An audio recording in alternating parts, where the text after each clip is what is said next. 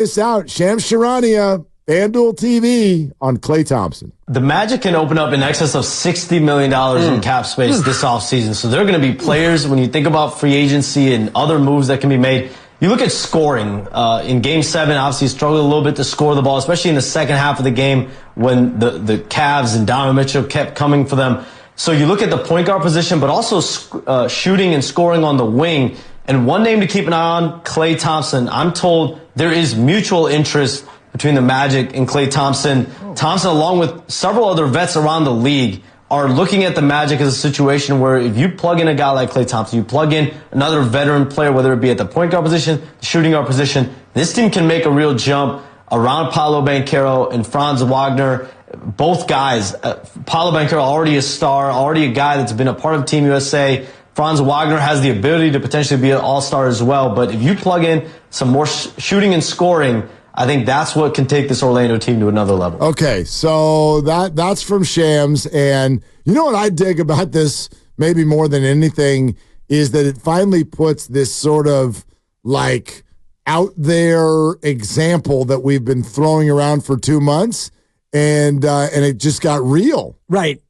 Everyone, you know Orlando. Say Orlando offers him 30. It's always Orlando. Then what would you do? Like, what if for example, Orlando. It's always Orlando. Yeah, forget it. It's Orlando. Yeah. And others would be my guess.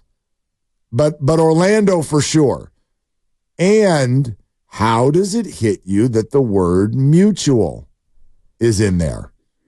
How does that hit you? There is mutual interest between Klay Thompson and the Orlando Magic. And I'm getting, and I see it, those of you out there that are on social, I see the blowback a little bit. The quote is out there, and I will stand on this quote big time because, by the way, you cannot legislate the way someone feels about something. And my gut, this is not a report, my gut is telling me that Klay Thompson's just not happy. He's not happy. He didn't look happy the past year or two. I think it's funny the way people, and not like a lot of people are responding to it in a good way, others not so much. There's a lot of like, what on earth are you talking about? Klay talks all the time about how he wants to stay. Oh, does he? Show me. Send me the quotes. Send me the sound clip. I'd love to see it. Did he ever say it after the beginning of this year? When the Warriors had to sit him down in the offseason and say, my friend, you're gunning too much. And then at the beginning of the year, when they had to sit him down again and say, you're gunning too much. And then Steve Kerr would, for instance, come on, I don't know, like the Willard and Dibs show on 95.7 The Game in February and say this. It means that I think Klay is starting to reconcile everything that's happened, between the injuries, the way the last couple of years have gone. I think, really he's had a hard time these last couple of years trying to do that, and I think it's starting to happen. Part of being effective later in your career when you've slowed down a little bit or you've had some injuries like Klay has, part of that is embracing and accepting those changes. And if you fight them like Klay does sometimes, then it's just going to lead to frustration. But you can understand it. He's played at such a high level for so long. And, imagine being able to do what Klay has done over the years, and then suddenly you can't do it as often. I mean, there's huge frustration that comes with that. But I just think he's starting to understand things a little better. As I said, kind of reconcile them and be okay with things. And you saw the way he played last night. He's been much more patient, more solid, the last week or so, and that'll pay off for him. Follow the breadcrumbs. Steve Kerr is on our show in February saying starting to reconcile. Right. That's a phrase. He's starting to reconcile in February. He was benched 2 months after saying in a press conference, you're going to bench me? After a year where he's holding up four fingers in Phoenix and getting thrown out of basketball games. After having multiple closed-door meetings with Steve Kerr. And no, he didn't ever say this year, I badly, badly want to be back with the Warriors. He was given the opportunity to. This is what he said. Obviously, you want to keep winning. I mean, when you've been a part of winning seasons, you don't really want to go away from that. So would like to win again. One for the thumb would be nice. Still think it's in reach. Just gonna, take a huge effort. But other than that, gotta think about that. What will really make you happy in the last, few years of your career? What would make you happy in the last few years of your career? I think it's all pretty much out there for anybody who wants to get out of their feelings that these last 2 years have not made him happy at all.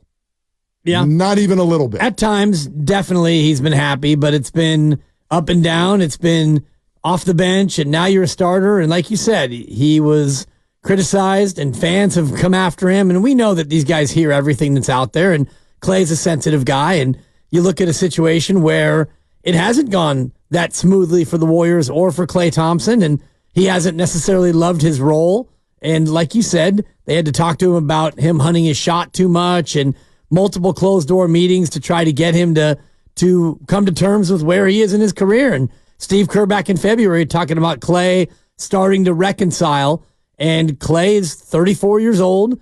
He'll be 35 next year, and if he signs a couple-year deal, this is probably going to be the last contract that he signs. It's going to be the last 2 or 3 years of his career. So how does he want to have the rest of his career go?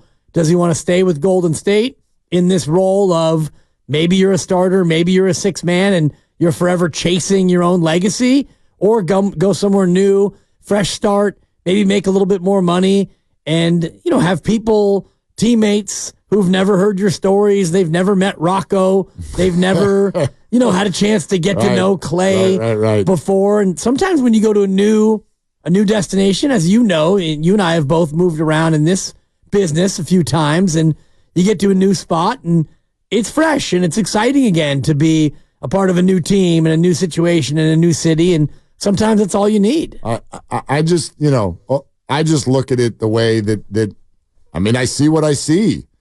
I'm not in the guy's head, but I know that he did not like the contract offer that he was given at the beginning of the year. We know that he is, quote unquote, in his own head. That's not only about the Warriors. But we know that he said in a press conference, you would never dare bench me, and then was benched.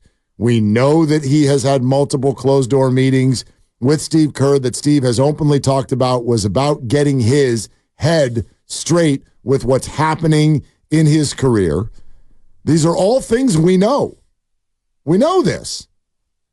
I don't think when you watch Klay Thompson play basketball the last couple of years, are you really going to kid yourself and tell yourself that he looks like he's having fun? That used to be the Warriors' thing. Playing with joy. I don't see it. I see it usually with Steph. I see it with Steph. I don't see it with, quite frankly, just about anybody else. And it's understandable. They're getting older. They're not as good, all of that. But I do think that Warrior fans, I would suggest that you get out of your romantic feelings with regard to what this is. Klay Thompson is not, in his mind, defined by being a Golden State Warrior. He's not. I know you want him to be. I know we do. I don't think any of these guys are defined by that. No, they don't look at it that way. Blake Snell was signed and said right in the front of everybody with a microphone, I don't give a rip where I play. It doesn't matter where I play. Why'd you pick San Francisco? I don't even know where I am right now. Right. We're not even in San Francisco while we're having this conversation. We're all over the world. We're at the ballpark. I get up, I go to the yard, I go home, I go to bed. What bed? I don't know. Sometimes it's a hotel. Sometimes it's my bed. Then in the off season, for $1 bajillion, I get to go wherever the hell I want. If it's Tiburon, it will still be Tiburon, even if he plays for the Orlando Magic. Sorry. I just think that that's the way they look at it, and they should. Right. This is their job, not their definition. I know it's different for us. We're fans. Right, and we all want to romanticize it, especially when it comes to Steph, Klay, and Dre. And you and I have had this conversation on this very show about wanting them to end their career as Warriors and how cool that would be if the three of them continued to play together and ended their career together and they never put on another uniform. That would be awesome, and we would like that as fans. But Klay Thompson, I don't know if he shares that. Probably not. And Draymond Green, if he didn't get his 4-year deal, you think that he wouldn't have gone elsewhere to ply his trade somewhere? Of course he would have. And Steph Curry is going to be the tough one if after 2 more years under contract, maybe he gets to a spot where he wants to do what Klay is doing, which is be a free agent and be shopped around and have options. And maybe Steph wants to finish his career somewhere else. And you got to, as a fan, it's important to be able to put the romanticism aside and put your own feelings, as you were saying, put your feelings aside and realize that Klay Thompson at 34 is looking at the last couple of years of his career. And how does he want to end his career? Where does he want to play? Does he want to go out and try it somewhere else? I don't hold it against him if he does. No, I don't hold anything against him, especially with how much he's talked about mental health. It's interesting to me that the way society has become aware of mental health now, that we would still look at it this way, even though the guy has openly and repeatedly this year talked about mental health. He has struggled with it in the framework of being a Warrior. That's all happened here. So, we're like, we love you, Klay. Well, he might not love it here anymore. I'm not saying he has any bad feelings about the way that it's been, but we're talking about now. We're talking about 33-year-old, 2 double leg surgery, Klay Thompson off the bench. And maybe his brain doesn't like that anymore. It sure feels that way. It feels like it has been more struggle than not the last couple of years to me when I watch him play. Let's go to Madison in the city. Hey, Madison, you're on with Willard and Dibs. Hi. Hi there. I just have a quick comment. I just want to make a quick comment that I listen to you all every day. But the thing is, Klay Thompson, if he wants the Warriors to pay more money to him, then prove yourself. It's like any other job. Don't sit back and say, well, I'm not going to shoot anymore because they're not going to pay me. Prove yourself, and let's see what we can do for you. That's all I have to say. Well, and Madison, I think that's like it. That's already happened. Like whatever he's going to put out there with regard to what he's going to get on the market, that's already done. That's already done. And I think that this is another interesting way of looking at it. I think he thinks he did. Remember, at his exit interview, it was, see how many games I played? Right. Like I can still be that everyday 20-point or a little bit less volume shooter. I can be that guy. And I just proved it. And most Warrior fans I talk to are like, nah. And I think the reason for that is because his name is Klay Thompson. And what he's been, you're right. There you go. That's for me, is the whole key to this conversation, is that we will never see him as someone else, and he's now someone else. And so here, he has to be compared to this lofty, unbelievable, future Hall of Fame, statue out front guy. And that's who we want him to be, and he won't be. And that's a very difficult thing to live up to on a daily basis. Yeah, and he doesn't want to probably live up to that, and he doesn't have to at this point in his career. And there is no graceful way for veteran players to kind of age out of the game. You don't usually have a guy play like Klay Thompson and then just decide to retire, because Klay can still do it. And he mentioned 77 games. He played a lot of minutes. He played more than 2,000 minutes. And I do think that your reaction is very much indicative of what the fans think, which, Klay had a pretty good year. He averaged, 17 a game, and he played 77 games, and he shot it at a pretty darn good level from 3. And yet Warrior fans are thinking about what Klay used to be. And so the reaction is a little bit of a, as opposed to what it would be if his name was something else. I mean, think of 38% from 3. That's the way all of us. How many times has that statement come out of someone's mouth? Well, he doesn't defend like he used to. So what? In Klay's mind, so what? What does that mean? Right. I mean now, and I think it's worth $30 million. And Warrior Nation is like, yeah, but you were better 4 years ago. Well, sure. So what? So what? So what are you going to do about it?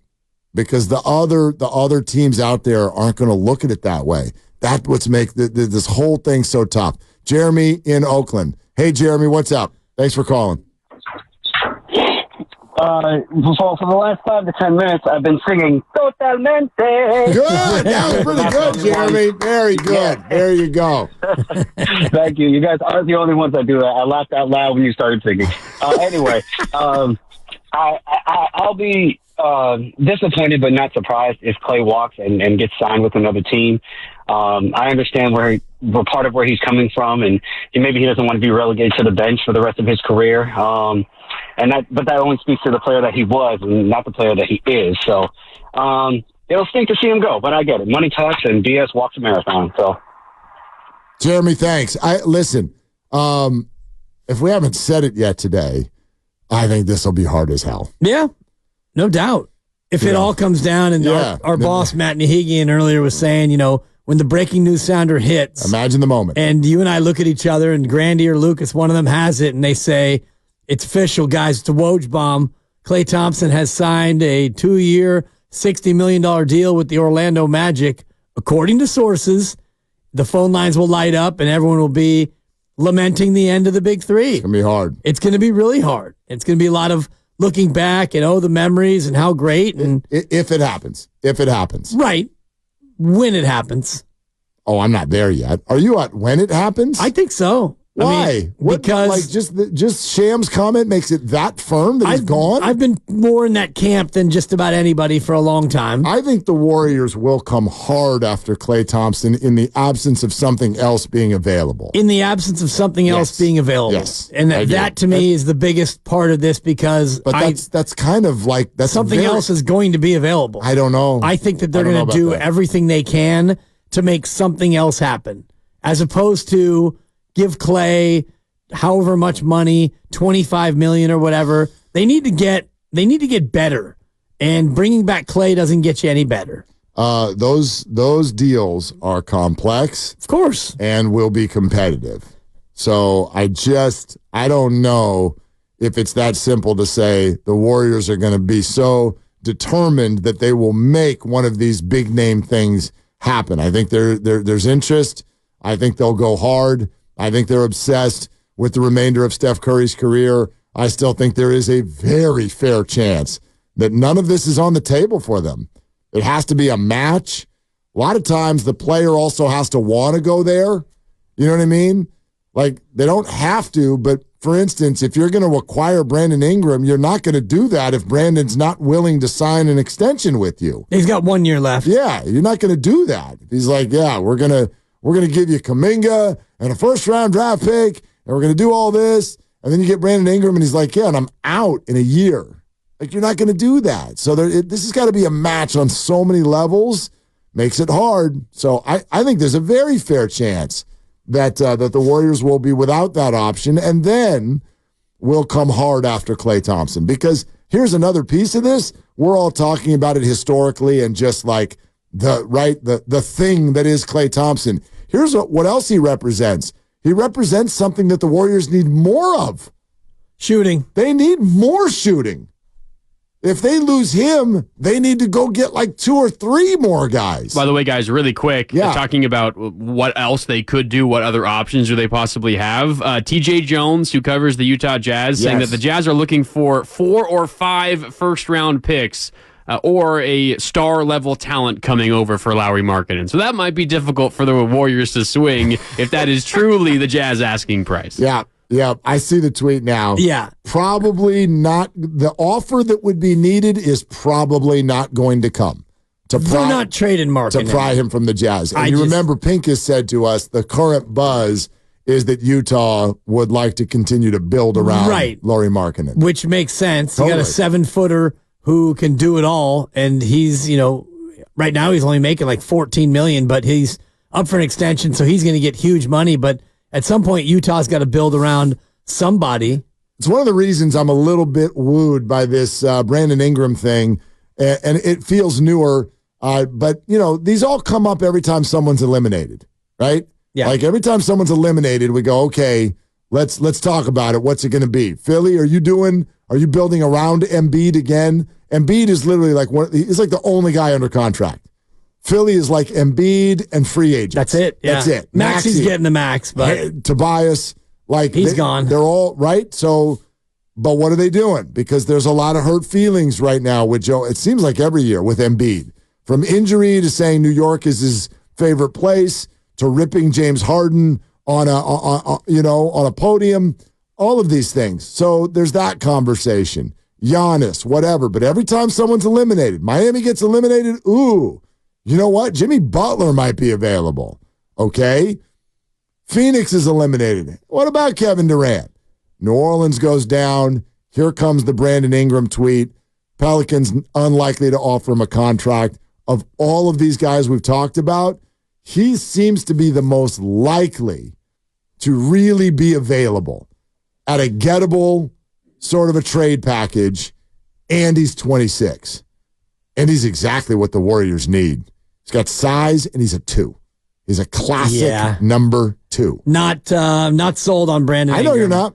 I think that the effort is a little too inconsistent, and the injury history to me is a big factor. You see effort issues. Yeah, I don't see not effort. Quite Wiggins-esque, but really? I don't see him always out there playing like a dog. I mean, I don't see that with Brandon. Yeah.